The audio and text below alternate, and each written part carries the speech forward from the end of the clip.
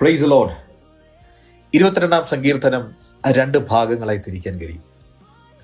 1 മുതൽ 21 വരെയുള്ള വാക്യങ്ങൾ ഒരു അരിഷ്ടന്റെ വേദനകളാണ്. ഒരു ദൈവഭക്തന്റെ ജീവിതത്തിൽ അനുഭവിക്കുന്ന പ്രതിസന്ധികളെ കുറിച്ചാണ് നമുക്ക് കാണാൻ കഴിയുന്നത്. യേശുക്രിസ്തുവിന്റെ കാൽവരി മരണത്തിന്റെ ഒരു നിഴലായി തന്നെ ആ ഭാഗങ്ങൾ നമുക്ക് മനസ്സിലാക്കാൻ കഴിയും.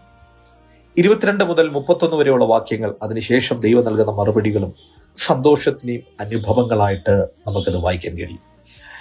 ഒരു ആത്മീക ഒരു ദൈവ പൈതലിന്റെ ജീവിതത്തിൽ 2 ഭാഗങ്ങളുണ്ട്.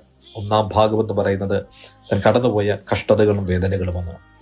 എന്നാൽ എന്നും കഷ്ടതകളും വേദനകളുമാണോ? അല്ല.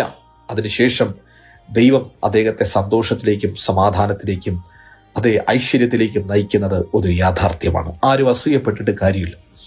ഞാൻ ഒരു വാക്യം അതിനകത്ത് നിങ്ങളോട് പറയാനാണ് ഈ ഭാഗം ഞാൻ പറഞ്ഞത്. അതിൻ്റെ 26-ാമത്തെ വാക്യം ഇങ്ങനെ കാണാൻ കഴിയും: എളിയവർ തിന്ന് തൃപ്തരാകും.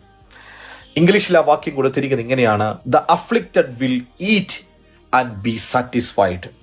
അതെ, കഷ്ടമനുഭവിക്കുന്നവർ, വേദനയുള്ളവർ, പ്രതിസന്ധിയിലൂടെ കടന്നുപോയവർ തിന്ന് തൃപ്തരാകുന്ന അവസ്ഥയിലേക്ക് ദൈവം അവരെ മാറ്റും. എന്ന് വെച്ചാൽ സാറ്റിസ്ഫൈഡായി മാറ്റുന്ന തരത്തിൽ ദൈവം അവരെ അനുഗ്രഹിക്കും. എൻ്റെ ദൈവം നിങ്ങളെ അനുഗ്രഹിച്ച് സാറ്റിസ്ഫൈഡ് ആക്കട്ടെ.